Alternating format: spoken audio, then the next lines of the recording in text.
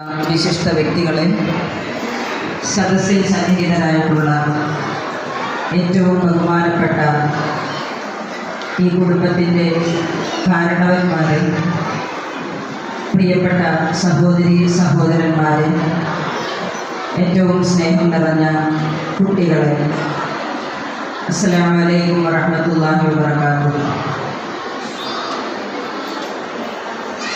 എത്തിയിൽ family അസോസിയേഷൻ്റെ 4ാമത് കുടുംബ സംഗമമാണ് ഇന്നിവിടെ നടക്കുന്നത്.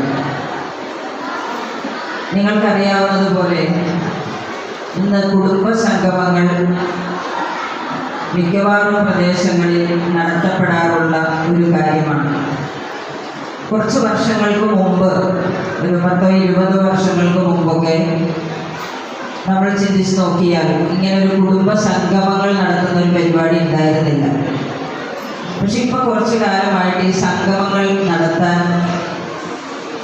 ഒരുങ്ങുന്നതും, വിവിധ കുടുംബങ്ങളുടെ സംഗമങ്ങൾ നടക്കുന്നതും, കുടുംബം ഒരുമിച്ച് ടൂർ പോകുന്നതും ഒക്കെ ഒരു ട്രെൻഡായി മാറിക്കൊണ്ടിരിക്കുകയാണ്. എന്താണ് അതിൻ്റെ കാരണം എന്ന് നിങ്ങൾ ചിന്തിച്ചിട്ടുണ്ടോ? എന്തായിരിക്കും അതിൻ്റെ കാരണം? കാരണം മറ്റൊന്നുമല്ല, ഭൗതിക സാഹചര്യങ്ങൾ വർദ്ധിച്ചുവെങ്കിലും ആധുനിക കാലഘട്ടത്തിൽ നമ്മൾക്ക് തിരക്കുകൾ വർദ്ധിച്ചിരിക്കുന്നു. ഒരുപാട് സൗകര്യങ്ങളുണ്ട്, പക്ഷെ എല്ലാവരും തിരക്കിലാണ്. പരസ്പരം ഒന്ന് കാണാനോ മിണ്ടാനോ, കുടുംബ വീടുകളിൽ സന്ദർശനം നടത്താനോ പോലും നമുക്ക് സമയമില്ല.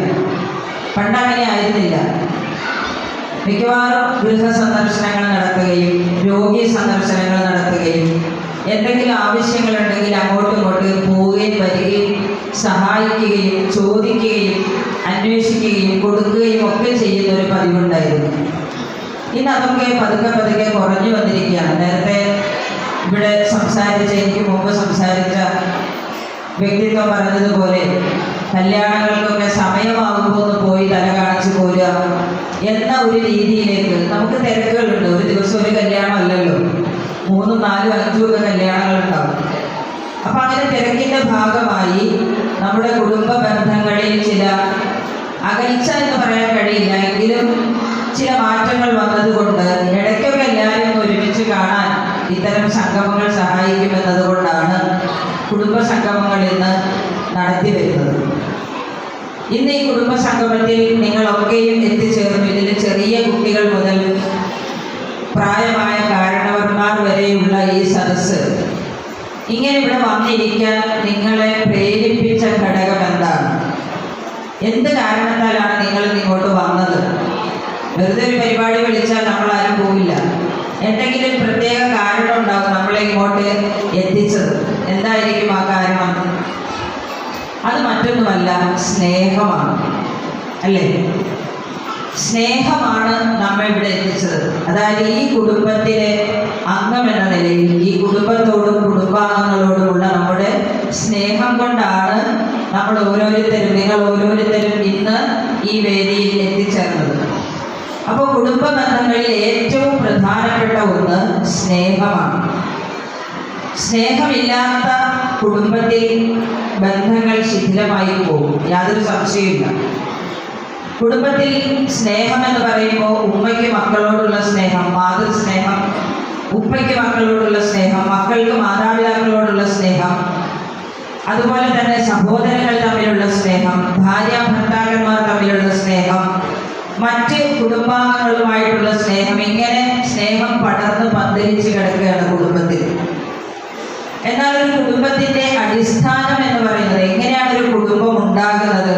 അത് വിവാഹത്തിലൂടെയാണ്. നമുക്കറിയാം, വിവാഹം എന്ന പവിത്രമായ കർമ്മത്തിലൂടെയാണ് ഒരു കുടുംബം തുടങ്ങുന്നത്.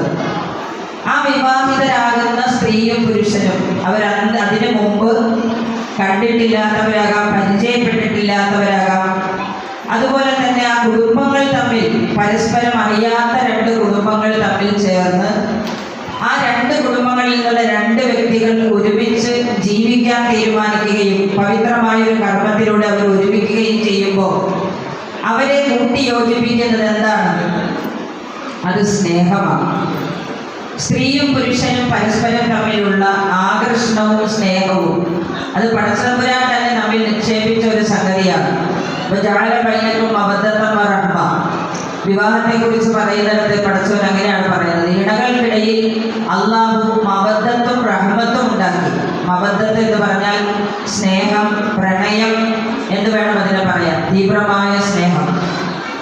അതുപോലെ തന്നെ റഹ്മത്ത്, കാരുണ്യവും ഉണ്ടാക്കി. ഈ രണ്ട് വികാരങ്ങളാണ് അതിനു മുമ്പ് കണ്ടിട്ടില്ലാത്ത, പരിചയപ്പെട്ടിട്ടില്ലാത്ത രണ്ട് വ്യക്തികളെ ഒരുമിച്ച് ജീവിക്കാൻ അവരെ സഹായിക്കുന്നത് ഈ രണ്ട് വികാരങ്ങളാണ്, സ്നേഹവും കാരുണ്യവും. ഇതില്ലെങ്കിൽ അവർക്ക് ഒരുമിച്ച് ജീവിക്കാൻ കഴിയില്ല. കാരണം രണ്ടുപേരും രണ്ട് സാഹചര്യത്തിൽ വളർന്നവരാണ്, രണ്ട് തരം ഇഷ്ടങ്ങളുള്ളവരാണ്, രണ്ട് തരം അനിഷ്ടങ്ങളുള്ളവരാണ്, രണ്ട് പ്രകൃതിക്കാരാണ്, രണ്ട് സ്വഭാവക്കാരാണ്, രണ്ട് ശീലങ്ങളുള്ളവരാണ്.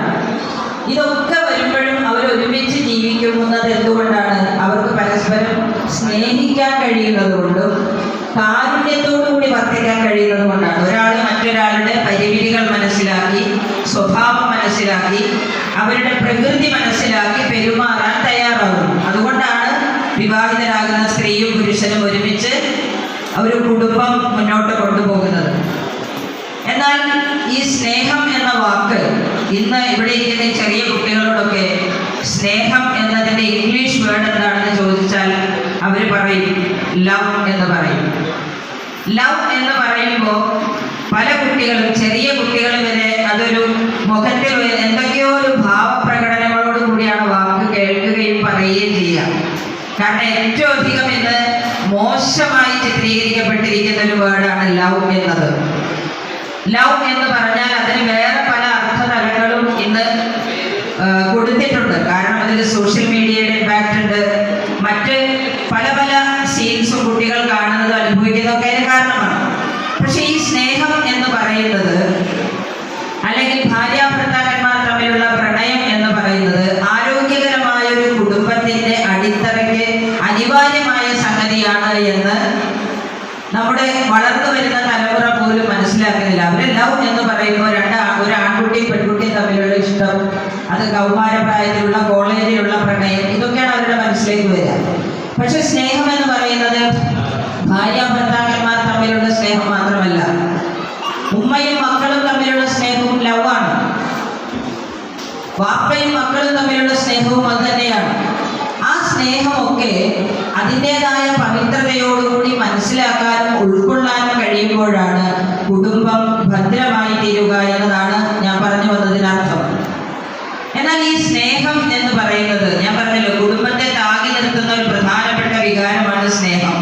ഭാര്യ ഭർത്താക്കന്മാർ രണ്ട് ഇഷ്ടങ്ങളും അറിഞ്ഞ് പെരുമാറുമ്പോൾ അവർക്ക് സ്നേഹിക്കാൻ കഴിയുന്നു. എങ്കിലും പലപ്പോഴും നമുക്ക് സംഭവിക്കുന്ന ഒരു അപാകത എന്ന് പറയുന്നത് സ്നേഹം പ്രകടിപ്പിക്കാൻ നമ്മൾ ശ്രമിക്കാറില്ല എന്നുള്ളതാണ്. നമുക്ക് ഒരുപാട് വികാരങ്ങളുണ്ട്, ദേഷ്യമുണ്ട്, നീരസമുണ്ട്, ദുഃഖമുണ്ട്, അതുപോലെ തന്നെ പല പല വികാരങ്ങളിലൂടെ കടന്നു പോകുന്ന ഒരു സൃഷ്ടിയാണ് മനുഷ്യൻ. നമുക്ക് ദേഷ്യം വന്നാൽ നമ്മളത് പ്രകടിപ്പിക്കും, ഇല്ലേ? ഒന്നിലേക്കും രണ്ടൊച്ചയിടും, അല്ലെങ്കിൽ ആരോടെങ്കിലും തട്ടിക്കയറും, അല്ലെങ്കിൽ എന്തെങ്കിലുമൊക്കെ പ്രകടനങ്ങൾ കാണിച്ച് നമ്മൾ ദേഷ്യം പ്രകടിപ്പിക്കും. നമുക്ക് നീരസമുള്ള ഒരു സംഗതിയാണെങ്കിൽ നമ്മുടെ മുഖത്തൊന്ന് എഴുതിക്കും, നമ്മളത് പ്രകടിപ്പിക്കും. നമുക്ക് ദുഃഖം വന്നാലും നമ്മൾ പ്രകടിപ്പിക്കും, നമ്മുടെ മുഖത്ത് കാണും, നമ്മുടെ പെരുമാറ്റത്തിൽ കാണും, മൂഡ് ഓഫ് ആകും.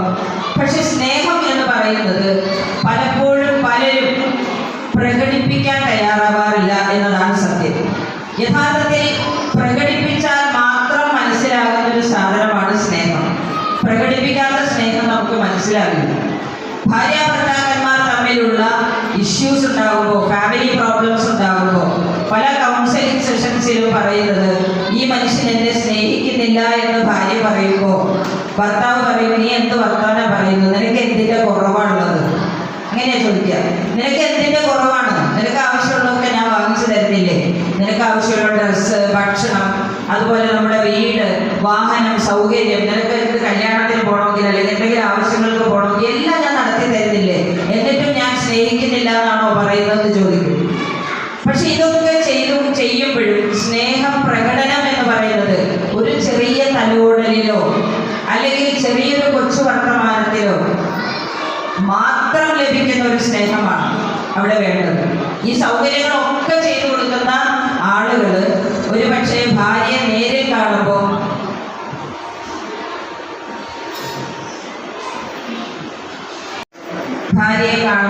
സ്നേഹത്തോടുകൂടി, പ്രണയത്തോടുകൂടി, കാരുണ്യത്തോടുകൂടി അവളെ ഒന്ന് ചേർത്ത് പിടിച്ച് എന്തെങ്കിലും ഒരു സ്നേഹത്തിൻ്റെ ഒരു ഭാഷയിൽ സംസാരിക്കുക എന്ന് പറഞ്ഞാൽ അതാണ് സ്ത്രീകൾക്ക് ഏറ്റവും വലിയ കാര്യം. സത്യം പറഞ്ഞാൽ അവർക്ക് പല ആവശ്യങ്ങളും നിർവഹിച്ച് കിട്ടിയില്ലെങ്കിലും നല്ലൊരു കൊച്ചുവർത്തമാനം പറഞ്ഞാൽ സ്ത്രീകൾ അതിന് വീഴും. അത്രേ ഉള്ളൂ പെണ്ണിൻ്റെ മനസ്സ്. അത് പലപ്പോഴും പല കുടുംബങ്ങളിലും നടക്കാറില്ല. തിരിച്ച് ഭർത്താവിനോടും വീട്ടിലേക്ക് കയറി വരുന്ന ഭർത്താവിനെ പണ്ടൊക്കെ ഭാര്യയെ കുറിച്ച് വർണ്ണിക്കുന്നത് തന്നെ ഭർത്താവിനെ കാത്ത് പൂമുഖവാതിലിൽ കാത്തു നിൽക്കുന്ന സ്ത്രീ എന്നാണ്. ഇപ്പൊ അതൊക്കെ മാറി, കാലം മാറിയെങ്കിലും ഭർത്താവ് വീട്ടിലേക്ക് കയറി വരുമ്പോൾ വളരെ സ്നേഹത്തോടുകൂടി സ്വീകരിക്കുകയും സ്നേഹഭാഷണത്തോടുകൂടി അദ്ദേഹത്തെ ചേർത്ത് പിടിക്കുകയും ചെയ്യുന്നൊരു ഭാര്യയാണെങ്കിൽ അദ്ദേഹം പകൽ മുഴുവൻ അനുഭവിച്ച ടെൻഷൻസ് എല്ലാം ഉരുകി ഒലിച്ചു പോകും. പ്രവാചകന്റെ അടുത്ത് സ്വഹാബികൾ ഒരു സ്ത്രീയെ കുറിച്ച് പറഞ്ഞു. ആ സ്ത്രീയെ കുറിച്ച് പറഞ്ഞപ്പോൾ പ്രവാചകൻ പറഞ്ഞു അവർ സ്വർഗത്തിലാണ്. അപ്പൊ എന്താണ് അവർ സ്വർഗത്തിൽ പോകാൻ കാരണമെന്ന് അന്വേഷിച്ചപ്പോൾ മറ്റെല്ലാവരും ചെയ്യുന്ന വിവാദങ്ങളൊക്കെ തന്നെ ഈ സ്ത്രീയും ചെയ്യുന്നുള്ളൂ, കൂടുതലായിട്ടൊന്നും ചെയ്യുന്നതായിട്ട് കാണുന്നില്ല. അപ്പൊ അങ്ങനെ സ്വഹാബികൾ ഇങ്ങനെ ഇവരെ പറ്റി കുറെ പഠിച്ചു. അപ്പൊ പ്രത്യേകിച്ചൊന്നും കാണാത്തത് കൊണ്ട് ഇവരോട് ചോദിച്ചു, പ്രവാചകൻ നിങ്ങളെ കുറിച്ച് പറഞ്ഞു നിങ്ങൾ സ്വർഗത്തിലാണെന്ന് പറഞ്ഞു, എന്താണ് ഇതിന് കാരണം, നിങ്ങൾ എന്താണ് പ്രത്യേകമായി ചെയ്യുന്നതെന്ന് ചോദിച്ചപ്പോൾ ഞാൻ എൻ്റെ ഭർത്താവിനെ രാവിലെ ജോലിക്ക് വേണ്ടി പറഞ്ഞയക്കുമ്പോൾ ഭക്ഷണമൊക്കെ ഉണ്ടാക്കി എല്ലാം റെഡിയാക്കി ഭർത്താവിനെ പറഞ്ഞയച്ച് വീടിൻ്റെ ഗേറ്റിൻ്റെ അവിടെ വരെ ചെന്ന് യാത്രയാക്കി തിരിച്ചു പോന്ന് സലാം പറഞ്ഞ് തിരിച്ചു പോന്നു കഴിഞ്ഞാൽ അദ്ദേഹം വെയിലത്ത് അധ്വാനിക്കുന്ന ഒരു മനുഷ്യനാണ്. വൈകുന്നേരം വരെ അദ്ദേഹം അധ്വാനിക്കുന്നത് ഓർത്ത് എൻ്റെ തൊണ്ടയിൽ വെള്ളം പറ്റാറുണ്ട്. അത് ആലോചിച്ചിട്ട് ഞാൻ എൻ്റെ തൊണ്ടയിൽ വെള്ളം പറ്റാറുണ്ട്. വൈകുന്നേരം അദ്ദേഹം തിരിച്ചു വരുമ്പോൾ ഞാൻ കുളിച്ചൊരുങ്ങി സുന്ദരിയായി വളരെ നല്ല ഒരു പ്രസന്ന മുഖത്തോടു കൂടി അദ്ദേഹത്തെ സ്വീകരിക്കാനായിട്ട് ഞാൻ കാത്തിരിക്കാറുണ്ട്. അപ്പൊ ഇതാണ് അവർ ചെയ്ത കാര്യം. പല സ്ത്രീകളും വീട്ടിലെ അടുക്കളയിൽ കിടന്ന് തിരക്ക് പിടിച്ച പണിയുടെ ഇടയിൽ മുഷിഞ്ഞ വേഷത്തിലായിരിക്കും ചിലപ്പോൾ ഭർത്താവ് വരുമ്പോൾ ഭർത്താവിനെ കാണുന്നത്, ഭർത്താവ് ഭാര്യയെ കാണുന്നത്. നമ്മൾ ഏറ്റവും അധികം ഒരുങ്ങി പോകുന്നത് പുറത്തു പോകുമ്പോഴാണ്. വീട്ടിലിരിക്കുമ്പോൾ അങ്ങനെ ഒരുങ്ങുന്നവർ വളരെ കുറവാണ്. പക്ഷെ ഞാൻ പറയുന്നു ഇതൊക്കെ ഭാര്യ ഭർത്തൃ ബന്ധത്തെ ഊട്ടി ഉറപ്പിക്കുന്ന ചില സംഗതികളാണ്. ഭർത്താവിൻ്റെ മുമ്പിൽ അണിഞ്ഞൊരുങ്ങി വളരെയധികം പ്രസന്നവദനയായി ഭർത്താവിൻ്റെ മുമ്പിൽ പ്രത്യക്ഷപ്പെടുക. ഭർത്താവ് പുറത്തുനിന്ന് വരുമ്പോൾ ഭാര്യയെ കാണുമ്പോൾ നീ നോക്കിയാൽ അവളുടെ മുഖത്തേക്ക് നോക്കിയാൽ നിന്റെ മനം കുളിർക്കും, അതാണ് നല്ല ഭാര്യ എന്ന് പ്രവാചകൻ പറഞ്ഞു. കണ്ടാൽ തന്നെ സന്തോഷം വരുന്ന ഒരു ഭാര്യയായിരിക്കണം എന്നതാണ്. അപ്പോൾ ഇത് പരസ്പര സ്നേഹത്തിൻ്റെ ഒരു നിദാനമായി നമ്മൾ മനസ്സിലാക്കണം.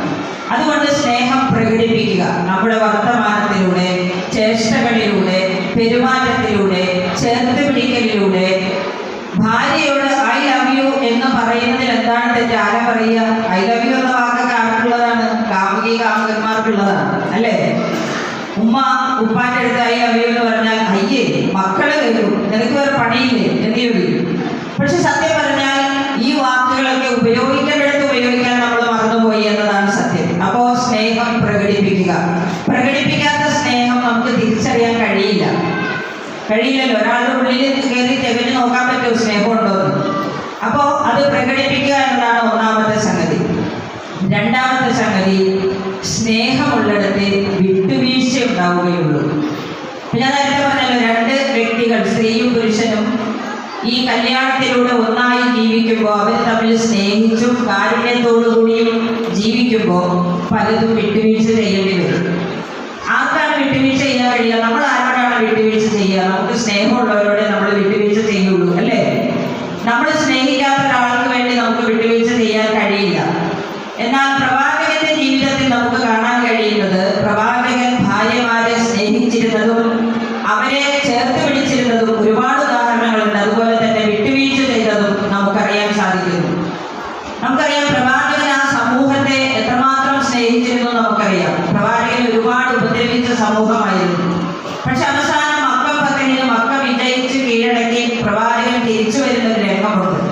അവിടെ വരുമ്പോൾ പ്രവാചകനെ കല്ലെറിഞ്ഞവരും പ്രവാചകനെ ആട്ടിയോടിച്ചവരും പ്രവാചകൻ നമസ്കരിക്കുമ്പോൾ ഒട്ടകത്തിന്റെ കുടൽമാല കഴുത്തിലിട്ട് പ്രയാസപ്പെടുത്തിയവരും ഒക്കെ ഇങ്ങനെ കൂടി നിൽക്കണം.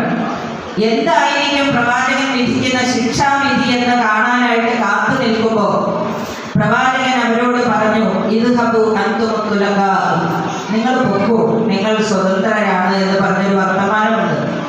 അത്രമാത്രം വിട്ടുവീഴ്ച ചെയ്ത പ്രവാചകന്റെ അനുയായികളാണ് നമ്മൾ. പക്ഷെ നമുക്കൊരു ചെറിയ കാര്യത്തിൽ പോലും വിട്ടുവീഴ്ച ചെയ്യാൻ നമ്മുടെ ഈഗോ നമ്മളെ സമ്മതിക്കുന്നില്ല. നമ്മളെപ്പോഴും ആലോചിക്കേണ്ടത് അതാണ്. പ്രവാചകനെ ആ സമൂഹം ഉപദ്രവിച്ചതുപോലെയുള്ള ഒരു ഉപദ്രവം, അത്രയും ഉപദ്രവിച്ചിട്ട് പ്രവാചകൻ അവരോട് വിട്ടുവീഴ്ച ചെയ്യുകയും ക്ഷമിക്കുകയും അവരെ സ്വതന്ത്രരാക്കി വിടുകയും ചെയ്തുവെങ്കിൽ നമ്മളൊക്കെ പരസ്പരമുള്ള പെരുമാറ്റത്തിലേക്ക് വരുന്ന ചെറിയ ചെറിയ കാര്യങ്ങൾക്ക് ഒട്ടും വിട്ടുവീഴ്ച ചെയ്യാൻ നമ്മൾ തയ്യാറല്ല.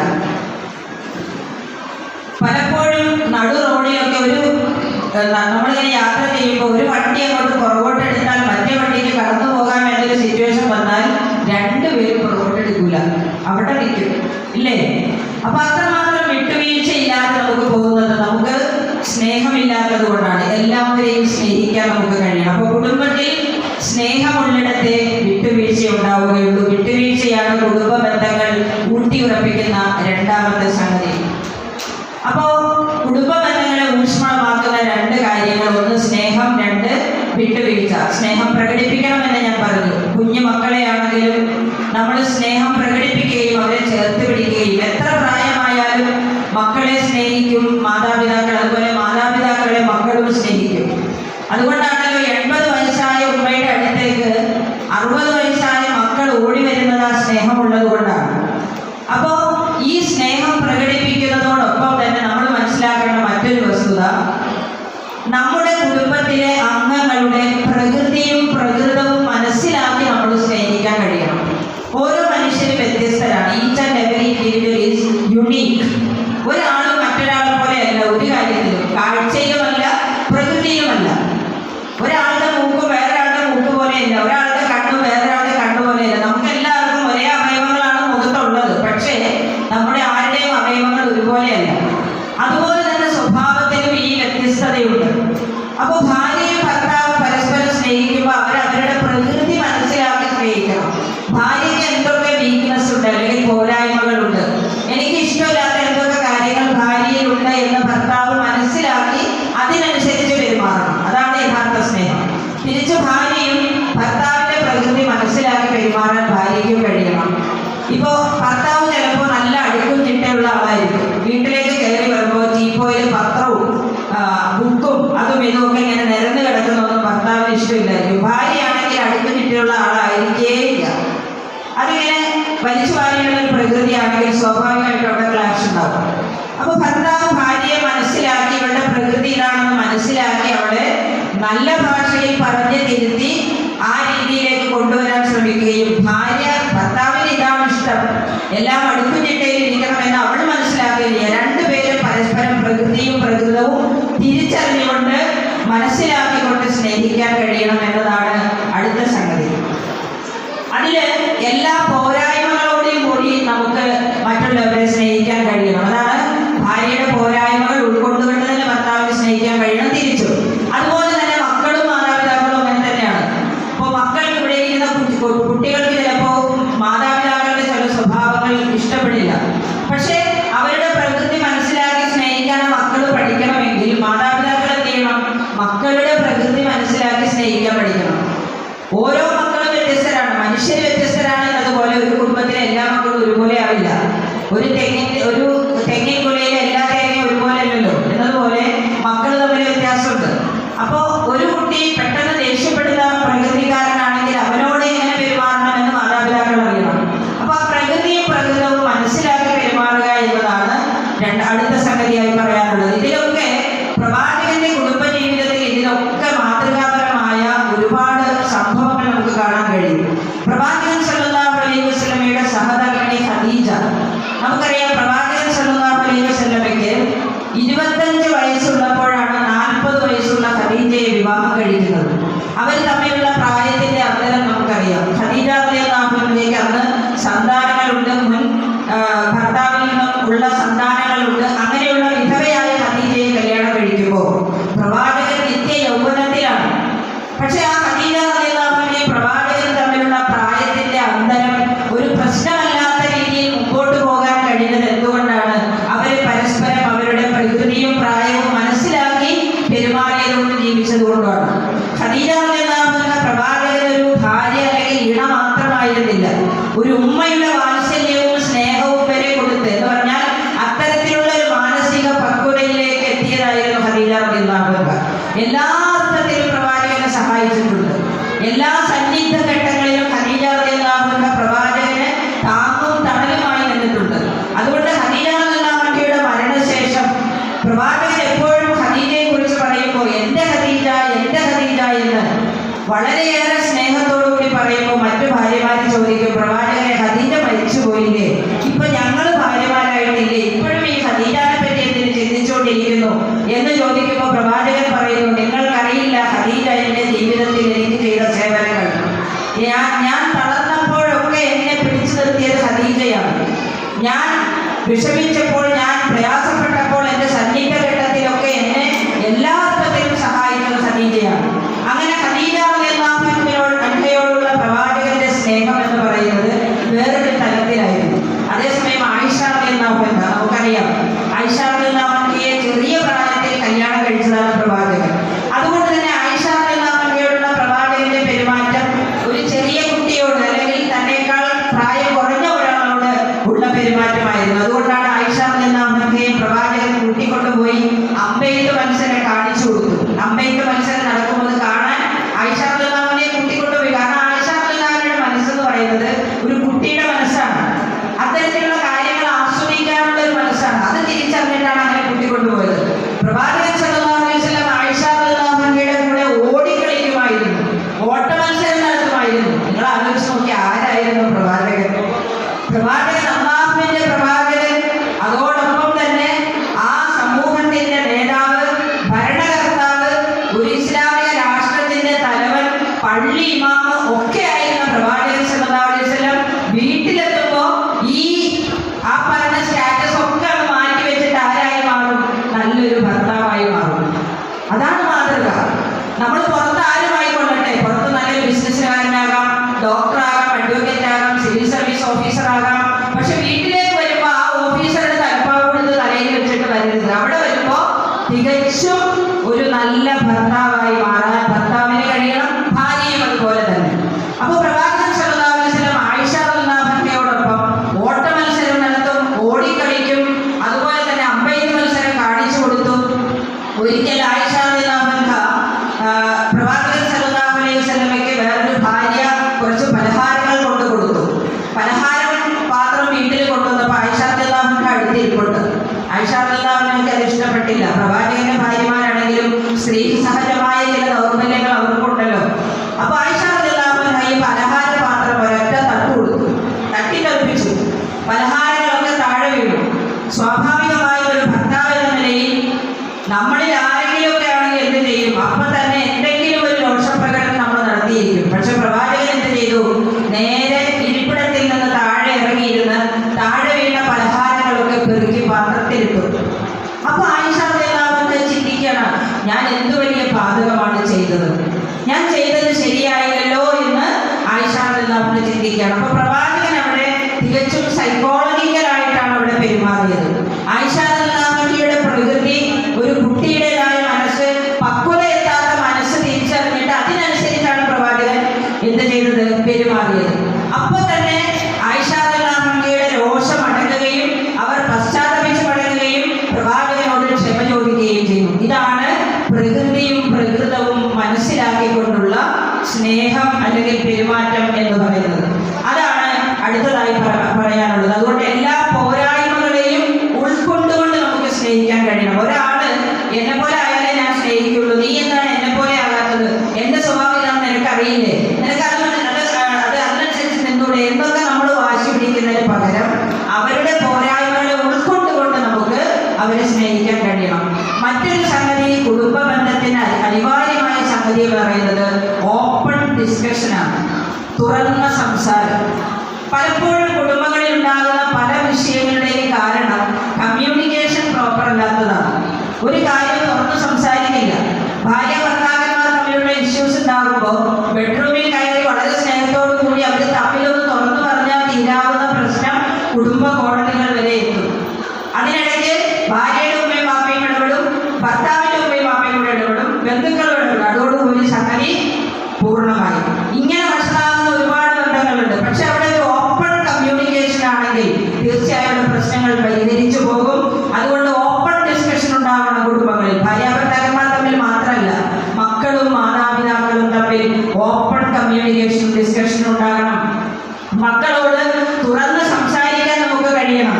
തീർച്ചയായിട്ടും നമ്മുടെയൊക്കെ കുടുംബങ്ങളിൽ ഇപ്പോൾ നമ്മൾ തിരക്ക് പിടിച്ച ജീവിതമാണ്. പക്ഷേ ഒരു നേരമെങ്കിലും മക്കളുടെ കൂടെ ഇരുന്ന് ഭക്ഷണം കഴിക്കുകയും മക്കളോട് തുറന്ന കാര്യങ്ങൾ സംസാരിക്കുകയും ചെയ്യുന്നൊരു ശീലം നമ്മൾ ഉണ്ടാക്കിയെടുക്കണം, പ്രത്യേകിച്ചും ഇന്നത്തെ കാലഘട്ടത്തിൽ. ഇന്ന് നമുക്കറിയാം നമ്മുടെ മക്കൾക്ക് ഇന്നത്തെ ഒരു കാര്യം എന്ന് പറഞ്ഞാൽ, നേരത്തെ സ്നേഹം പറഞ്ഞല്ലോ, മാതാപിതാക്കൾ മക്കളെ സ്നേഹിക്കും. ഓവർ പാമ്പറിംഗ് ആണ്, അമിത സ്നേഹമാണ്. എന്ത് പറഞ്ഞാലും വാങ്ങിക്കൊടുക്കും.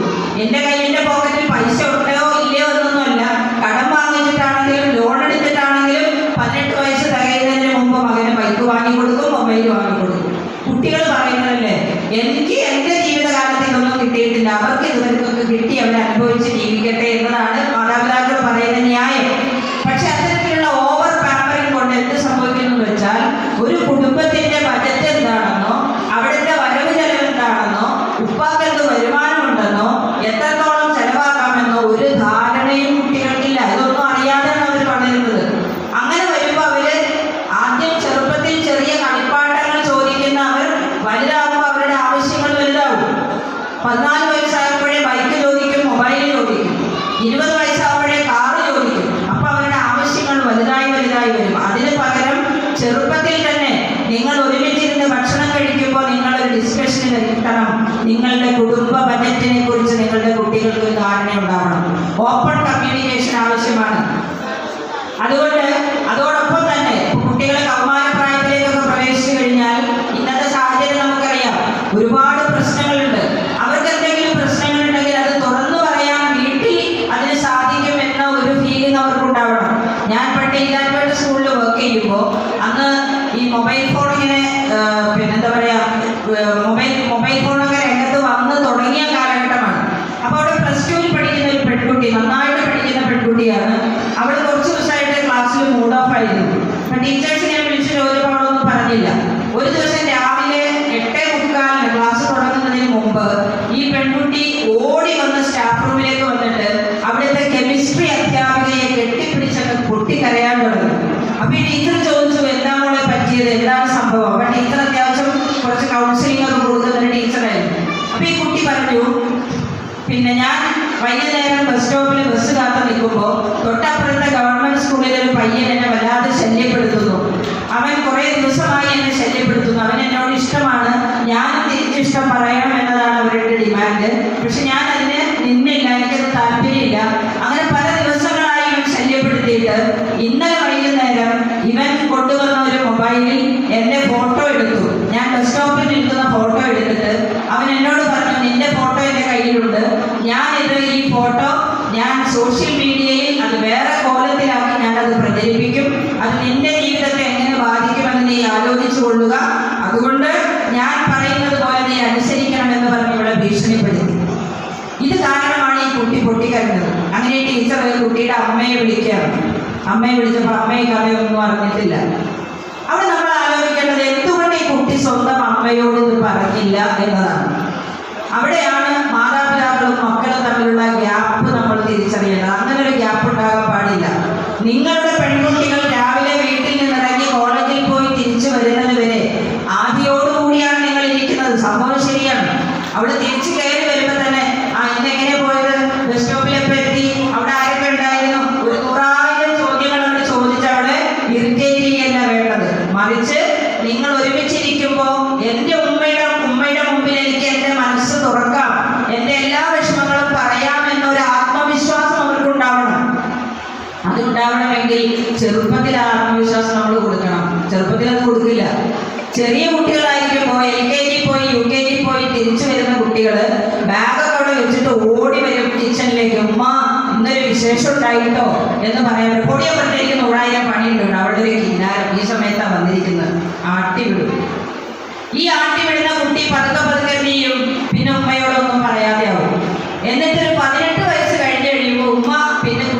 പുറകെ നിന്ന്. അപ്പോൾ ഉമ്മക്ക് എന്ത് വേണം? അപ്പോൾ കാര്യങ്ങൾ അറിയണം. ആദ്യം കുട്ടി പറയാൻ വന്നപ്പോൾ ഇവർക്ക് ഒന്നും അറിയണ്ടായിരുന്നു. പിന്നീട് 18 വയസ്സ് കഴിഞ്ഞ് കഴിയുമ്പോൾ ഇനി എൻ്റെ മകൾ എങ്ങനെയാണ് പോണത്, ആരെയൊക്കെയാണ് കാണുന്നത്, ആരെയൊക്കെയാണ് ഫോണിൽ വിളിക്കുന്നത്, മൊബൈൽ ഫോണിൽ ചാറ്റ് ചെയ്യുന്ന ആരൊക്കെ, ഒളിച്ചും പാത്തുമുള്ള മൊബൈൽ എടുത്ത് ചെക്ക് ചെയ്യണം, എന്തൊക്കെ പ്രാരാബ്ദങ്ങളാണ് ആലോചിച്ച് നോക്കിയേ. പക്ഷേ പിന്നീട് ആ സമയത്ത് സംസാരിക്കാൻ കഴിയുമ്പോൾ ആദ്യം ആട്ടിവിട്ട കുട്ടി പിന്നെ ഉമ്മയുടെ അടുത്തേക്ക് അടുക്കുമോ? ഇല്ല. അതുപോലെ തന്നെ പെൺകുട്ടികൾ രാവിലെ വീട്ടിൽ നിന്ന് ഇറങ്ങി പോകുമ്പോൾ, പെൺകുട്ടിയാണെങ്കിലും ആൺകുട്ടിയാണെങ്കിലും അവര് ഒരുങ്ങി ക്ലാസ്സിലേക്ക് ഇറങ്ങി പോകുമ്പോൾ മാതാപിതാക്കൾ ഉമ്മയായാലും ഉപ്പയായാലും, ഉപ്പ ഉണ്ടെങ്കിൽ ഉപ്പ അല്ലെങ്കിൽ ഉമ്മയാണെങ്കിൽ അവരെ ചേർത്ത് പിടിച്ച് ഒരു ഉമ്മ കൊടുത്ത് സലാം പറഞ്ഞ് സന്തോഷത്തോടു കൂടി അവരെ യാത്രയാക്കണം. ചില ഉമ്മമാരുണ്ട് പെൺകുട്ടികൾ ഇങ്ങനെ കണ്ണാടിയുടെ മുമ്പിൽ നിൽക്കും, ആ മതി ഒരുങ്ങിയത്, ആരെ കാണിക്കാനാണ് ഇതിന് മാത്രം ഒരുങ്ങുന്നത് എന്ന് ചോദിക്കും. ആ കുട്ടിയോട് നേരെ മറിച്ചെന്ന് പറഞ്ഞാൽ ഇന്ന് കൊള്ളാട്ടോ, ഈ ഡ്രസ്സ് എനിക്ക് നന്നായിട്ട് ചേരുന്നുണ്ട്, നീ നല്ല സുന്ദരിയായിട്ടുണ്ട്, ഇന്ന് നല്ല ഭംഗിയുണ്ട് കാണാൻ എന്ന വാക്കാണ് കുട്ടി ഉമ്മയിൽ നിന്ന് പ്രതീക്ഷിക്കുന്നത്. അത് നമ്മൾ പറയില്ല. അപ്പൊ പിന്നെ പുറത്തേക്ക് ഇറങ്ങുമ്പോൾ ഓട്ടോ സ്റ്റാൻഡിലെ ഓട്ടോക്കാരൻ ഇവളെ കാണുമ്പോൾ പറയും, കൊള്ളാലോ, ഇന്ന് നല്ല ഭംഗിയുണ്ടല്ലോ കാണാൻ എന്ന് പറയും. അപ്പൊ സ്വാഭാവികമായിട്ട് ഈ കുട്ടി എന്ത് ചെയ്യും? പതുക്കെ പതുക്കെ ഓട്ടോക്കാരൻ്റെ അടുത്തേക്ക് അടുക്കും, ഉമ്മയിൽ നിന്ന് അകലെ. ഇതൊക്കെയാണ് ഇന്ന് സംഭവിച്ചുകൊണ്ടിരിക്കുന്നത്. അപ്പൊ അതുകൊണ്ട് ഈ പ്രണയം എന്ന് പറയുന്നത്, അതുപോലെ തന്നെ മയക്കുമരുന്നിന്റെ ഭീഷണിയൊക്കെ ഇന്നത്തെ കാലഘട്ടത്തിൽ കുട്ടികളെ ബാധിക്കുന്ന പ്രശ്നങ്ങളാണ്. ഇന്ന് രാവിലെയും ഞാൻ നേരത്തെ വർക്ക് ചെയ്തിരുന്ന ആ സ്ഥലത്തുള്ള വേറൊരു സ്കൂളിലെ പ്രിൻസിപ്പൽ രാവിലെ വിളിച്ചു. അവരുടെ മകനൊരു കല്യാണാലോചനയുമായിട്ട് ബന്ധപ്പെട്ട് വിളിച്ചു. അപ്പോൾ ഇടത്തലയിൽ നിന്നാണ് പെൺകുട്ടി. ആ പെൺകുട്ടിയെ കുറിച്ചുള്ള ഡീറ്റെയിൽസ് ഒന്ന് കളക്ട് ചെയ്തതിന് പറ്റുമോ എന്ന് ചോദിച്ചിട്ടാണ് എന്നെ വിളിച്ചത്. അപ്പൊ അവർ പറഞ്ഞു വേറൊന്നുമല്ല, പെൺകുട്ടിയുടെ സ്വഭാവത്തെ കുറിച്ച് അറിയണം, വേറൊന്നും അവർക്ക് അറിയാനില്ല, വീടോ കുടുംബം തറവാടോ സ്വത്തൊന്നും അറിയണ്ട. എന്നിട്ട് അവർ ഷെയർ ചെയ്യാണ് ടീച്ചറിനറിയാം ഇവിടെ അടുത്തുനിന്നൊരു പെൺകുട്ടി ഇതുപോലെ ആ പെൺകുട്ടിയെ ഹിഫ്ദ് കോഴ്സ് പഠിക്കാൻ മലപ്പുറത്തോ മഞ്ചേരിയിലോ മറ്റും പറഞ്ഞയച്ചു. ഹാഫിളത്തായി തിരിച്ചു വന്നു. എന്നിട്ട് അവളുടെ കല്യാണം നടത്തി. കല്യാണം കഴിഞ്ഞതിന് മുമ്പ് അവൾക്ക് ഈ ഹിഫ്ദ് പഠിക്കാൻ പോകുന്നതിന് മുമ്പ് ഇതുപോലെ ബസ്സിലെ കണ്ടക്ടറുമായിട്ട് അവൾക്ക് ഒരു പ്രണയം ഉണ്ടായിരുന്നു. ആ പ്രണയത്തിൽ നിന്ന് രക്ഷപ്പെടുത്താൻ വേണ്ടിയിട്ടാണ് ഹിഫ്ദിന് കൊണ്ടുപോയി ആക്കിയത്. അപ്പൊ അത് കഴിഞ്ഞ് വരുമ്പോൾ ഇസ്ലാമികമായിട്ടൊക്കെ സംസ്കൃതമായിട്ട് വരുമെന്ന ധാരണയിൽ വിട്ടു തിരിച്ചു വന്നു. അവിടെ വേറൊരു കല്യാണം കഴിച്ചു. കല്യാണം കഴിഞ്ഞ് 2ാമത്തെ ദിവസം ഹസ്ബൻഡിന്റെ വീട്ടിൽ നിന്നും അവള് ചെന്നപ്പോൾ തന്നെ പറഞ്ഞു, ഹാഫിളത്താണല്ലോ, അപ്പൊ പറഞ്ഞു, ഞാൻ അകത്തെ ബാത്റൂമിൽ ഒതു കൊടുക്കില്ല, ഞാൻ പുറത്തേ ഒതു കൊടുക്കുള്ളൂ, എനിക്ക് പുറത്ത് തന്നെ ഒതു കൊടുക്കണം പറഞ്ഞു. അപ്പൊ എല്ലാവരും മഗ്‌രിബിനെ നമസ്കരിക്കാനായിട്ട് ഒതുകൊടുത്ത് കയറുന്ന സമയത്ത് ഈ പെൺകുട്ടി പുറത്തൊന്നു കൊടുക്കാൻ പോയി. പുറത്തൊന്നു കൊടുക്കാൻ പോയ ആളെ 10 മിനിറ്റ് കഴിഞ്ഞിട്ടില്ല, 15 മിനിറ്റ് കഴിഞ്ഞിട്ടില്ല, അരമണിക്കൂർ കഴിഞ്ഞപ്പോഴും ഇല്ല, ആളെ കാണാനില്ല. നോക്കുമ്പോൾ പഴയ കാമുകന്റെ കൂടെ ഉണ്ടായിരുന്ന സ്വർണ്ണമൊക്കെ കൊണ്ട് ഒളിച്ചോടി. ഇത് ഒരു ചെറിയ ഒരു സംഭവമല്ല, നമ്മൾ നിരന്തരം കേൾക്കുന്നതാണ്. അപ്പോ ഇങ്ങനെയുള്ള കാര്യങ്ങൾ നമ്മുടെ സമൂഹത്തിൽ വർദ്ധിച്ചു വരുമ്പോൾ എല്ലാ മാതാപിതാക്കൾക്കും ആധിയാണ്, പെൺകുട്ടികളെ കുറിച്ച് ആധിയാണ്, അവരുടെ മനസ്സറിയാം. അപ്പൊ ഞാൻ പറയുന്നത്, കുട്ടികളെ ചേർത്ത് പിടിക്കുക, അവരെ സ്നേഹിക്കുക.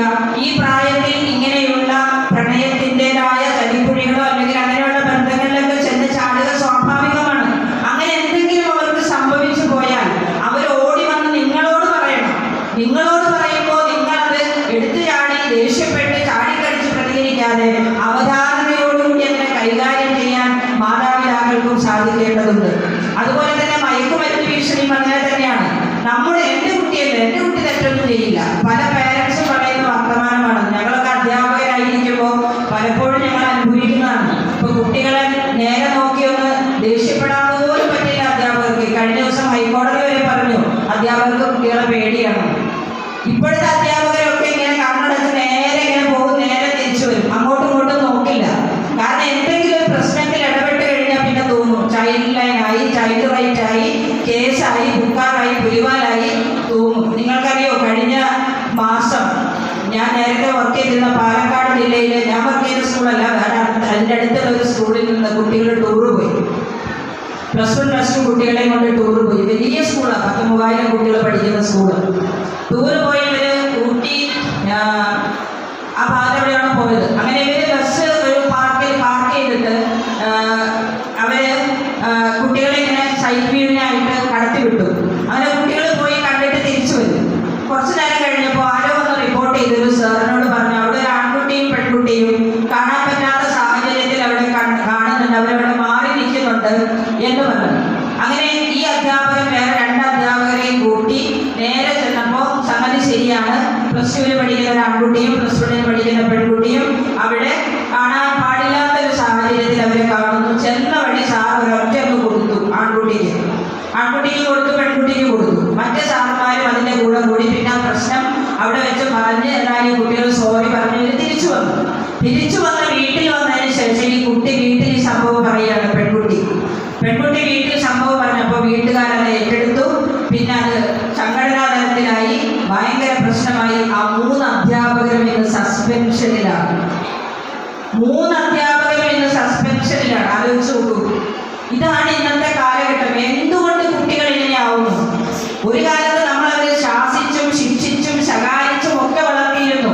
ഇപ്പൊ അതൊക്കെ തീർത്തും വേണ്ടാന്ന് വെച്ചുകൊണ്ട് എല്ലാ കുട്ടികളുടെ ഇഷ്ടത്തിന് ഇങ്ങനെ വിട്ടുകൊടുക്കുന്ന ഒരു രീതിയാണ് ഒന്ന്. രണ്ടാമത്തത്, എൻ്റെ കുട്ടി എന്തെങ്കിലും ഒരു തെറ്റ് ചെയ്തു എന്ന് അധ്യാപകർ പറയുമ്പോൾ അതിലെന്തെങ്കിലും കാര്യമുണ്ടാകും എന്ന് ചിന്തിക്കുന്നതിന് പകരം അധ്യാപകർക്കെതിരെ വാളെടുക്കുന്ന പാരൻസ് ആണ്. ഇതിന് കാരണം ഞാൻ നേരത്തെ പറഞ്ഞ ഓവർ പാമ്പറിങ്, അമിതമായിട്ട് കുട്ടികളെ സ്നേഹിക്കുക. അതവർക്ക് വളം ചെയ്യും. ഈ കുട്ടികൾക്കറിയാം ഞാൻ പരാതി പറഞ്ഞ പാരൻസ് അതിനെ പറഞ്ഞ അധ്യാപകരെ ശിക്ഷിക്കാനായിട്ട് ഇറങ്ങി പുറപ്പെടുന്നത്. അപ്പൊ ഇങ്ങനെയുള്ള കാലഘട്ടത്തിലാണ് നമ്മൾ ജീവിക്കുന്നത്. മറ്റൊരു സംഗതി പറയാനുള്ളത്, ഇന്നത്തെ തലമുറ ഇപ്പൊ ഈ കുടുംബ സംഗമത്തെ കുറിച്ചൊക്കെ പറയുമ്പോൾ കുടുംബത്തെ കുറിച്ചുള്ള അവരുടെ കാഴ്ചപ്പാട് പോലും മാറിപ്പോയിരിക്കുന്നു. എന്തിനാണ് കുടുംബം എന്ന് ചോദിച്ചാൽ ഒരു പക്ഷെ നമ്മുടെ കുട്ടികൾക്ക് ഒരു മറുപടി ഉണ്ടാവില്ല. എന്തിനാ കുടുംബം? അതുകൊണ്ടല്ലേ ഇന്ന് പെൺകുട്ടികളൊക്കെ, പണ്ടൊക്കെ പെൺകുട്ടികൾക്ക് വിദ്യാഭ്യാസം ഇല്ലായിരുന്നു, അവരെ പഠിപ്പിക്കണം, വിദ്യാഭ്യാസം കൊടുക്കണം എന്ന് പറഞ്ഞ് നമ്മൾ വിദ്യാഭ്യാസം കൊടുത്തു. ഉപരിപഠനത്തിനൊക്കെ കേരളത്തിലല്ല ഇന്ത്യയിലല്ല വിദേശത്ത് വരെ കുട്ടികൾ പോയി പഠിക്കുന്നു. അങ്ങനെ പഠിച്ച് നല്ല ജോലിയായി സ്വന്തം കാര്യം നിൽക്കാവുന്ന പ്രാപ്തിയായി കഴിയുമ്പോൾ ഇന്ന് കുട്ടികൾ പറയുന്നു എനിക്ക് വിവാഹം വേണ്ട. എത്ര പെൺകുട്ടികൾ വിവാഹം വേണ്ട എന്ന് പറയുന്ന കുട്ടികൾ? എന്തുകൊണ്ട് നമ്മൾ ആലോചിക്കണം. ഒന്ന്, ഒരുപക്ഷെ അവര് കണ്ട വൈവാഹിക ബന്ധങ്ങളൊക്കെ ഇപ്രകാരം സ്വാതന്ത്ര്യമില്ലാത്ത ഒരു ജീവിതം കണ്ടു വളർന്നിട്ടുണ്ടാവും. ഒരു പക്ഷേ അവരുടെ കുടുംബങ്ങളിലോ അയൽപക്കത്തോ ഒക്കെ. എന്തിനാണ് ഞാനങ്ങനെ ഒരാളുടെ അടിമയായിട്ട് ജീവിക്കുന്നതെന്നൊക്കെയാണ് പറയുന്നത്. 2, ഇവർക്ക് ജീവിതത്തെ കുറിച്ചൊരു ലക്ഷ്യബോധമില്ല. അത് നമ്മുടെ നാട്ടിലെ വിദ്യാഭ്യാസ സമ്പ്രദായത്തിന്റെ ഒരു കുഴപ്പം കൂടിയാണ്. ജീവിക്കാൻ പഠിപ്പിക്കുന്നില്ല അവരെ കുറെ കോഴ്സുകൾ പഠിപ്പിക്കും, കുറെ സർട്ടിഫിക്കറ്റുകൾ ഉണ്ടാവും, കുറെ യോഗ്യത ഉണ്ടാവും. പക്ഷെ എങ്ങനെ ജീവിക്കണമെന്ന് അവരെ പഠിപ്പിക്കുന്നില്ല. നമ്മൾ പാരൻസും പഠിപ്പിക്കുന്നില്ല, സ്കൂളിലായാലും വിദ്യാഭ്യാസ സ്ഥാപനത്തിലായാലും അങ്ങനെ.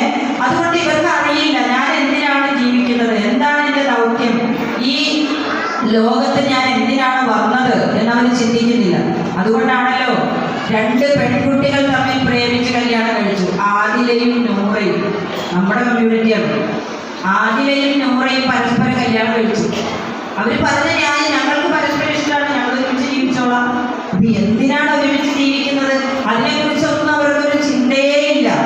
നോക്കൂ, ഈ നമ്മള് ചെറുപ്പം മുതൽ മദ്രസ വിദ്യാഭ്യാസമൊക്കെ കൊടുത്ത് ഒരുപാട് ദീനം പഠിപ്പിച്ച് ഒക്കെ കൊണ്ടുവരുന്ന കുട്ടികളിലാണ് ഈ വികലമായ ചിന്തകൾ ഉണ്ടാകുന്നത് നമ്മൾ മനസ്സിലാക്കണം. അപ്പൊ എവിടെയാണ് നമുക്ക് പിഴച്ചു പോയത് എന്ന് നമ്മൾ അറിയണം. അതുപോലെ ജെൻഡർ ന്യൂട്രാലിറ്റി, ജെൻഡർ ഈക്വാലിറ്റി, ആണും പെണ്ണും തമ്മിൽ ഒരു വ്യത്യാസമില്ല, എല്ലാവരും തുല്യരാണ്, അല്ലെങ്കിൽ ഞാൻ ആണാണോ പെണ്ണാണോ എന്ന് ഞാൻ തീരുമാനിക്കും എന്നാണ് ജെൻഡർ ന്യൂട്രാലിറ്റി പറയുന്നത്. അതായത് ജനിക്കുമ്പോൾ നമ്മൾ ആണും പെണ്ണൊക്കെ ആയിട്ട് ജനിച്ചു, അത് ദൈവം ജനിപ്പിച്ചു. പക്ഷെ എനിക്കത് മാറാനുള്ള സ്വാതന്ത്ര്യമുണ്ട് എന്നാണ് പുതിയ വേർഷൻ. അപ്പൊ ഞാൻ 18 വയസ്സാകുമ്പോൾ എനിക്ക് തോന്നുകയാണ് ഞാൻ പെണ്ണായിട്ടില്ല, ഞാൻ ആണായിട്ട് എനിക്ക് ജീവിക്കേണ്ടത് തീരുമാനിച്ചിട്ട് ശാരീരികമായ മാറ്റങ്ങളൊക്കെ വരുത്തി ആണായി ജീവിക്കാൻ തയ്യാറാവുന്നു. ഇങ്ങനെ പല പല വികലമായ ചിന്തകളിലൂടെയാണ് പുതിയ തലമുറ കടന്നുപോയിക്കൊണ്ടിരിക്കുന്നത്. അപ്പൊ എനിക്ക് പറയാനുള്ളത്, നിങ്ങളുടെ കുടുംബ സംഗമങ്ങളിൽ നിങ്ങളുടെ വളർന്നു വരുന്ന തലമുറയ്ക്ക് നിങ്ങൾ കൊടുക്കേണ്ടത് ജീവിതത്തെക്കുറിച്ചുള്ള ലക്ഷ്യബോധമാണ്. എന്തിനാണ് നമ്മൾ ഈ ഭൂമിയിലേക്ക് വന്നത്?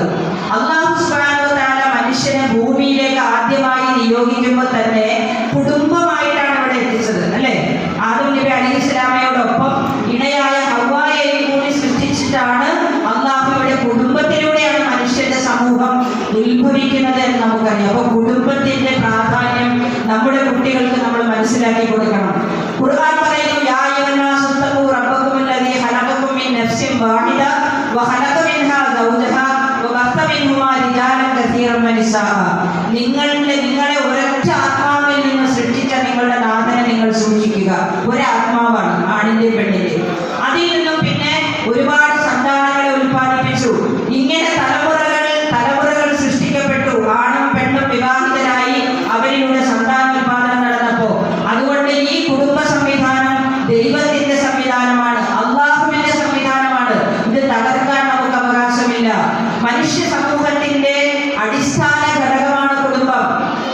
സമൂഹത്തിന്റെ ക്രോസ് സെക്ഷനാണ് കുടുംബം, പരിച്ഛേദമാണ് കുടുംബം.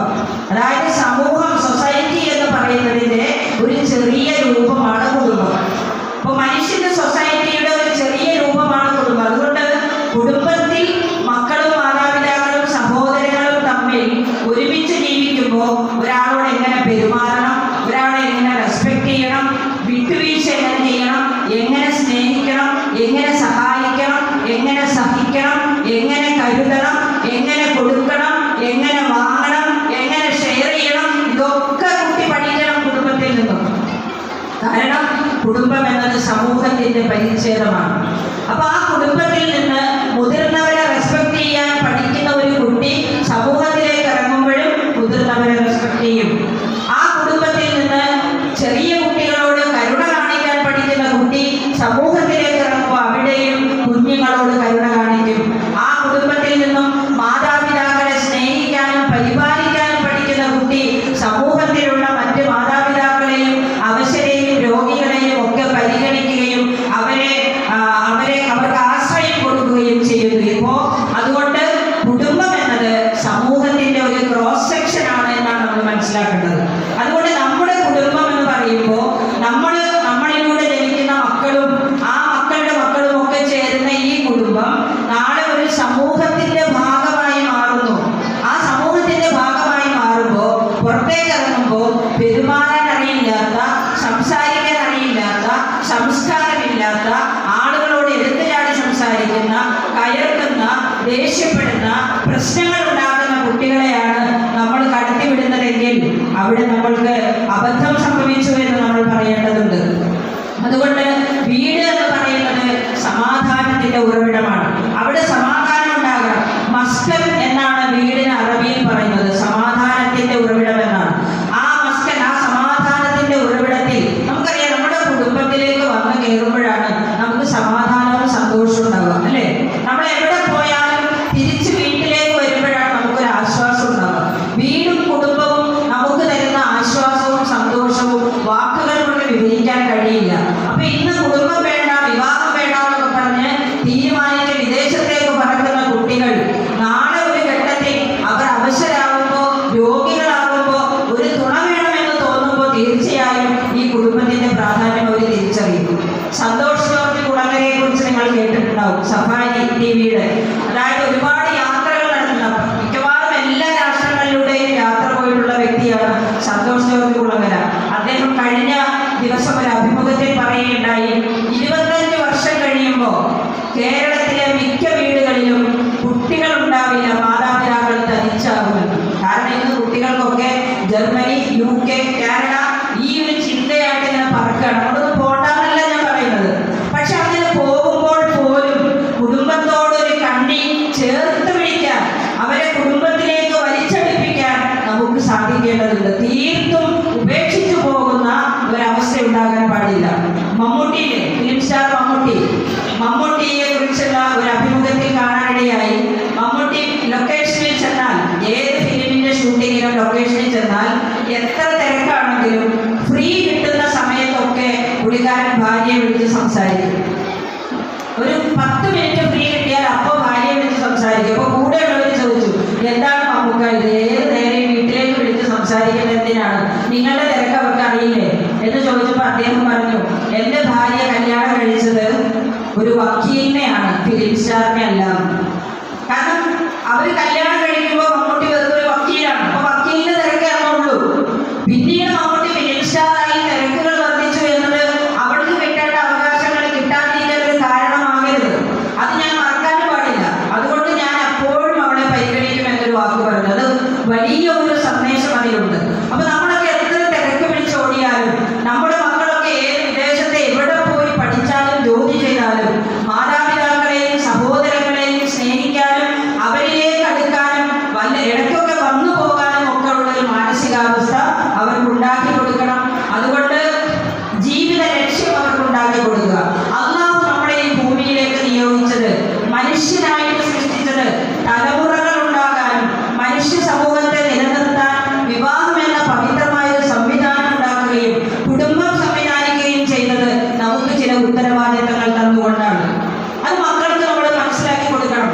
ഇപ്പോഴുള്ള കുട്ടികളുടെ ചിന്ത എന്ന് പറഞ്ഞാൽ ഇൻഡിപെൻഡന്റ് ആവുക, എല്ലാ അർത്ഥത്തിലും ഇൻഡിപെൻഡന്റ്. എനിക്ക് ആരോടും കമ്മിറ്റ്മെന്റ് ഇല്ല, എനിക്ക് ആരോടും കടപ്പാടുകളില്ല എന്ന ഒരു ചിന്താഗതിയിലേക്ക് പോയിരിക്കും. ഇത് പുതിയ ആധുനികവൽക്കരണത്തിന്റെ ചില പ്രതിഫലനങ്ങളാണ്. അത് വളരെ അപകടകരമാണ്. അതായത് ഞാൻ എൻ്റെ കാര്യം, എൻ്റെ വരുമാനം, എൻ്റെ ജീവിതം എന്ന ഒരു ആശയത്തിലേക്ക് നമ്മുടെ മക്കൾ പോകുന്നുണ്ടെങ്കിൽ, മക്കളെ പടച്ചവൻ നമ്മെ സൃഷ്ടിച്ചത് ഒറ്റയ്ക്കല്ല. നിനക്ക് ഒരു ഉമ്മയും വാപ്പയും ഉണ്ട്. ഉമ്മയും വാപ്പയും ആരാണ്? നിന്റെ മുഖം കാണാതെ സ്നേഹിച്ചവരാണ് ഉമ്മയും വാപ്പയും, അല്ലേ? നമ്മളൊരാളെ സ്നേഹിക്കുന്നത്, ഇപ്പം ഇവിടെ ഇരിക്കുന്ന നമ്മൾ തമ്മിൽ സ്നേഹമുണ്ടെങ്കിൽ നമ്മൾ പരസ്പരം കണ്ടു പരിചയപ്പെട്ട് സ്നേഹിക്കുന്നതാണ്. പക്ഷേ മക്കളെ മാതാപിതാക്കൾ സ്നേഹിക്കുന്നത് എങ്ങനെയാണ്? കാണുന്നതിന് മുമ്പേ സ്നേഹിച്ചവരാണ്. ആ മകന്റെ അല്ലെങ്കിൽ മകളുടെ രൂപം എന്താണെന്നോ, കോലം എന്താണെന്നോ, കളർ എന്താണെന്നോ, കൈ എങ്ങനെയാണെന്നോ, ബുദ്ധി എങ്ങനെയാണെന്നോ ഒന്നും അറിയില്ലാത്ത സമയത്ത്, ആ കുട്ടിക്ക് എന്തെങ്കിലും വൈകല്യങ്ങൾ ഉണ്ടോ എന്നോ ഒന്നും അറിയാത്ത സമയത്ത് അവരെ സ്നേഹിച്ചു തുടങ്ങിയവരാണ് മാതാപിതാക്കൾ. അപ്പൊ അവരോട് മക്കൾക്ക് ചില കടപ്പാടുകളുണ്ട്, മക്കൾക്ക് മാതാപിതാക്കളോട് കടപ്പാടുകളുണ്ട്, ആ സഹോദരങ്ങൾ തമ്മിൽ ബാധ്യതയും കടപ്പാടുകളുമുണ്ട്, ബന്ധങ്ങളുണ്ട്, കുടുംബക്കാർ തമ്മിലുണ്ട്. ഈ ബന്ധങ്ങളൊക്കെ മുറിച്ചു കളയുന്നവർ തീർച്ചയായും സ്വർഗത്തിൽ പ്രവേശിക്കുകയില്ല എന്ന് പ്രവാചകൻ പഠിപ്പിച്ചിട്ടുണ്ട്. കുടുംബ ബന്ധങ്ങളെ കുറിച്ച് കളയുന്നത്. അപ്പൊ അതുകൊണ്ട് കുടുംബത്തോടും സമൂഹത്തോടുമുള്ള നമ്മുടെ കടപ്പാടുകൾ നാം കുട്ടികൾക്ക് പറഞ്ഞു കൊടുക്കുക മാത്രമല്ല, നമ്മൾ കാണിച്ചു കൊടുക്കണം. ഇതൊക്കെ പറയുമ്പോൾ എനിക്ക് പറയാനുള്ളത് എന്താണെന്ന് വെച്ചാൽ, നമ്മളെല്ലാ കാര്യവും കുട്ടികളോട് പറയുക ചെയ്യാം. പക്ഷെ കുട്ടികൾ നമ്മൾ പറയുന്നത് കേട്ടിട്ടല്ല മനസ്സിലാക്കുന്നത്, നമ്മളെ കണ്ടു പഠിക്കാൻ ചെയ്യുന്നത്. അത് നമ്മൾ പലപ്പോഴും തിരിച്ചറിയുന്നില്ല. ഉമ്മ എന്ത് പറഞ്ഞു, അപ്പ എന്ത് പറഞ്ഞു എന്ന് മനസ്സിലാക്കുന്നതിനേക്കാൾ കൂടുതൽ ഉമ്മ എന്ത് ചെയ്തു, വാപ്പ എന്ത് ചെയ്യുന്നു എന്ന് നോക്കിയിട്ടാണ് കുട്ടികൾ നമ്മളെ വളർത്തുന്നത്. അതുകൊണ്ട് parents are the role models. കുട്ടികളുടെ മാതൃകയാണ് പാരൻസ്. അതുകൊണ്ടാണല്ലോ പറഞ്ഞത് parents are the first teachers. Parents are the first teachers. കുട്ടികളുടെ ആദ്യത്തെ അധ്യാപകരാണ് പാരൻസ്. 3 വയസ്സ് 3.5 വയസ്സാവുമ്പോൾ LKG കൊണ്ടുവന്ന് ആക്കുന്ന ഒരു കുട്ടിയെ ആ 3.5 വയസ്സിനുള്ളിൽ തന്നെ നമ്മൾ പലതും പഠിപ്പിച്ചിട്ടുണ്ട്. വാശി പിടിക്കാൻ പഠിപ്പിച്ചിട്ടുണ്ട്, ദേഷ്യം പിടിക്കാൻ പഠിപ്പിച്ചിട്ടുണ്ട്, സങ്കടം പഠിപ്പിച്ചിട്ടുണ്ട്, അരിശപ്പെടാത്ത പഠിപ്പിച്ചിട്ടുണ്ട്, വലിച്ചെറിയാൻ പഠിപ്പിച്ചിട്ടുണ്ട്. ഇതൊക്കെ നമ്മൾ പഠിപ്പിച്ചെന്ന് പറഞ്ഞാൽ അതിനുള്ള സാഹചര്യത്തിലൂടെ അവരെ കടന്നുപോയി അതൊക്കെ പഠിച്ചിട്ടുണ്ടാവും എന്നാണ് ഞാൻ പറഞ്ഞത്. അപ്പൊ അതുകൊണ്ട് കുട്ടികൾ മാതാപിതാക്കളെ കണ്ടാണ് പഠിക്കുന്നത്. അപ്പൊ നമ്മൾ എന്ത് ചെയ്യണം?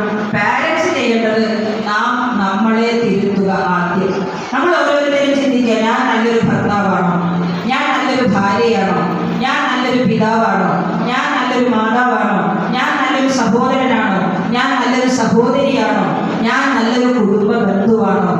നമ്മളെ കുറിച്ച് നമ്മൾ ചിന്തിക്കുക, നമ്മൾ സ്വയം മാറുക എന്നതാണ് എല്ലാത്തിനും പരിഹാരം. നമുക്ക് മറ്റൊരാളെ മാറ്റാൻ കഴിയില്ല, പകരം നമുക്ക് സ്വയം മാറാനേ കഴിയും. നമ്മൾ സ്വയം മാറുമ്പോൾ മറ്റു പലരും മാറും. അങ്ങനെയാണ് മാറ്റങ്ങൾ ഉണ്ടാവുക. പക്ഷെ സംഭവിക്കുന്നത് എന്താണെന്ന് വെച്ചാൽ, ഞാൻ മാറില്ല, നീ കണക്ക് മാറിക്കോ എന്നുള്ള സ്റ്റൈലിലാണ് പലപ്പോഴും നമ്മൾ നിൽക്കാറുള്ളത്. അതുകൊണ്ട് നമ്മൾ പുനർവിചിന്തനം നടത്തുക. നമ്മളുടെ കുടുംബം ശക്തമായ ഒരു അടിത്തറയോടുകൂടി ഈ കുടുംബ ബന്ധങ്ങൾ ഊഷ്മളമായി കൊണ്ടുപോകുവാൻ എന്താണ് ഞാൻ ചെയ്യേണ്ടത് എന്ന് നമ്മൾ സ്വയം ആലോചിക്കുക. മറ്റൊരു കാര്യം, മക്കൾക്ക് വേണ്ടി, കുടുംബത്തിന് വേണ്ടി നമ്മൾ സമയം കണ്ടെത്തണം, സമയം ചെലവഴിക്കണം. നമുക്ക് കുട്ടികളോടൊപ്പം ഇരിക്കാനുള്ള സമയം നമ്മൾ കണ്ടെത്തണം. ഞാൻ നേരത്തെ പറഞ്ഞു സംസാരിക്കണം എന്നൊക്കെ. അപ്പൊ നമ്മൾ സ്വയം ചിന്തിക്കുക, അങ്ങനെ കുടുംബത്തെ ചേർത്ത് പിടിക്കാൻ ശ്രമിക്കുക. ഇല്ലെങ്കിൽ എന്ത് പറ്റും? വൃദ്ധസദനങ്ങൾ ഇങ്ങനെ വർദ്ധിച്ചുകൊണ്ടുവരും. കഴിഞ്ഞ ദിവസം ഒരു റിപ്പോർട്ടിൽ ഞാൻ കണ്ടു, ഒരു വൃദ്ധസദനത്തിന്റെ അതിൻ്റെ ഒരു ഭാരവാഹി പറയുകയാണ്, വളരെ സന്തോഷം തോന്നി ആ വീഡിയോ കണ്ടപ്പോൾ. അതായത് എൻ്റെ ഈ ആതുരാലയത്തിൽ വരുന്ന വൃദ്ധന്മാരായ മക്കൾ ഉപേക്ഷിച്ച മാതാപിതാക്കളുടെ കൂട്ടത്തിൽ ഒരൊറ്റ മുസ്ലിം മാതാപിതാക്കളും ഇല്ല എന്ന് അദ്ദേഹം പറയുന്നുണ്ടായി. ഇത് വളരെ സന്തോഷമുള്ള കാര്യമാണ്. തീർച്ചയായിട്ടും നമ്മൾ പഠിച്ച ഇസ്ലാമിൻ്റെ അടിത്തറയും മാതാപിതാക്കളോടുള്ള കടമ, പ്രവാചകൻ പഠിപ്പിച്ചതുമൊക്കെ ഇപ്പോഴും നമ്മിൽ നിന്നും ചോർന്നു പോയിട്ടില്ല. അതുകൊണ്ടാണ് ഈ ആതുരാലയങ്ങളിലൊക്കെ മുസ്ലിം പാരൻസ് ഇല്ലാത്തത്. അദ്ദേഹം ഒരു കാര്യം കൂടെ പറഞ്ഞു, മുസ്ലിംസ് അവരുടെ പാരൻസ് എത്ര വയ്യാതായാലും എത്ര അവശരായാലും ഒരു ഹോം നഴ്സിനെ വെച്ച് പോലും നോക്കാൻ അവർ തയ്യാറാവില്ല, അവർ സ്വയം നോക്കും എന്നുകൂടിയാണ് പറയുന്നത്. അതൊരു നാം ഇപ്പോഴും കാത്തു സൂക്ഷിക്കുന്ന ഒരു ധാർമ്മികതയാണ്. അത് മൂല്യച്യുതി സംഭവിച്ച് പോകാൻ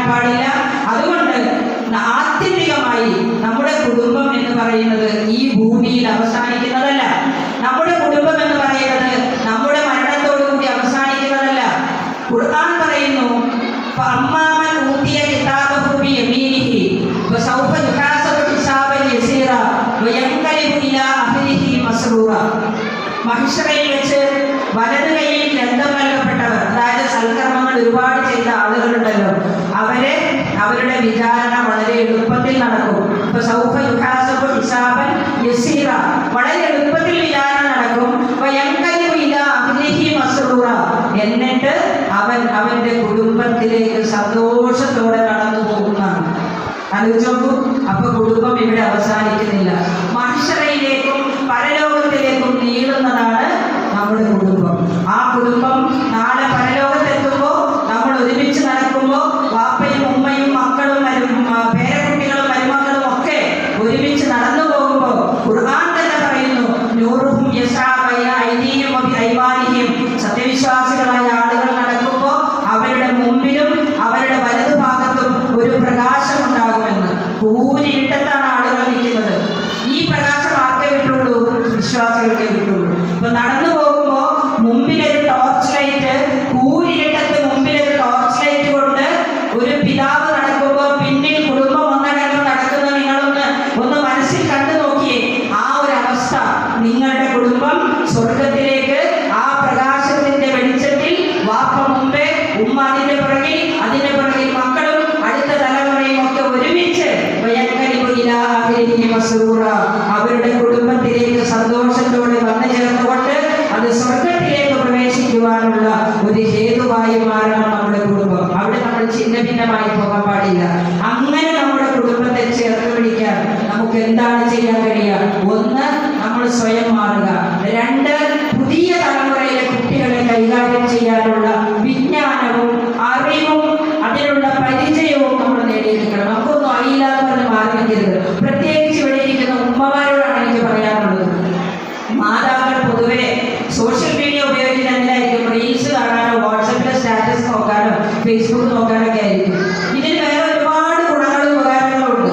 നിങ്ങളുടെ മക്കൾക്ക് ഉപകാരപ്പെടുന്ന സംഗതികൾ, അതല്ലെങ്കിൽ നിങ്ങൾക്ക് മക്കളെ വളർത്താൻ നിങ്ങൾക്ക് അറിവ് കിട്ടുന്ന സംഗതികളൊക്കെ ഈ സോഷ്യൽ മീഡിയ ഉപയോഗിച്ച് നിങ്ങൾ കാണുകയും അറിയുകയും മനസ്സിലാക്കുകയും ഒക്കെ ചെയ്ത് ആ കുട്ടികളെ നിങ്ങളെ ചേർത്ത് പിടിക്കാൻ കഴിയണം. കാരണം ഇപ്പോഴത്തെ കുട്ടികൾ എന്ന് പറഞ്ഞാല് ബുദ്ധിപരമായിട്ട് ആ അടുത്ത തലമുറ എന്ന് പറയുന്നത് ഒരുപാട് നമ്മേക്കാൾ മുമ്പിൽ നടക്കുന്നവരാണ്. അവർക്ക് ഒരു ക്ലിക്കിൽ എല്ലാ കാര്യങ്ങളും കിട്ടുന്ന ഒരു ലോകത്താണ് അവർ ജീവിക്കുന്നത്. മൊബൈൽ വെളിച്ചത്തിലേക്കാണ് അവർ പിറന്നു വീണത് തന്നെ. അതുകൊണ്ട് അവരെ നമ്മൾ കൈകാര്യം ചെയ്യുമ്പോൾ സൂക്ഷിച്ചും ശ്രദ്ധിച്ചും കൈകാര്യം ചെയ്യണം. മാത്രവുമല്ല, അവരെ കൈകാര്യം ചെയ്യാനുള്ള അറിവില്ലാത്ത വിഡ്ഢികളായി നമ്മൾ മാറരുത്. അത് നമ്മൾ പഠിക്കണം. അതിന് ഒരുപാട് മാർഗങ്ങളുണ്ട്. സോഷ്യൽ മീഡിയ പ്ലാറ്റ്ഫോംസിലൂടെ നിങ്ങൾക്ക് പഠിക്കാം, ഇതുപോലെയുള്ള ക്ലാസ്സുകളിലൂടെ പഠിക്കാം. അപ്പൊ ഈ കുടുംബസംഗമത്തിലും ഇത്തരത്തിലുള്ള ക്ലാസ്സുകൾ സംഘടിപ്പിച്ചുകൊണ്ട് നിങ്ങളുടെ പാരൻസിനും കുട്ടികൾക്കും ഒക്കെ തന്നെ ഇതുപോലെയുള്ള അവബോധങ്ങൾ അടിക്കടി കൊടുത്തുകൊണ്ടിരിക്കുക. ചുരുക്കി പറഞ്ഞാൽ ഈ കുടുംബം നല്ലൊരു കുടുംബമായി, ഇതിന്റെ ഊഷ്മളതയും ഇതിന്റെ പരിശുദ്ധതയും ഇതിന്റെ സന്തോഷവും ഒക്കെ നിലനിർത്തിക്കൊണ്ട് ദീർഘനാൾ പോകട്ടെ എന്ന് ഞാൻ പ്രാർത്ഥിക്കുകയാണ്.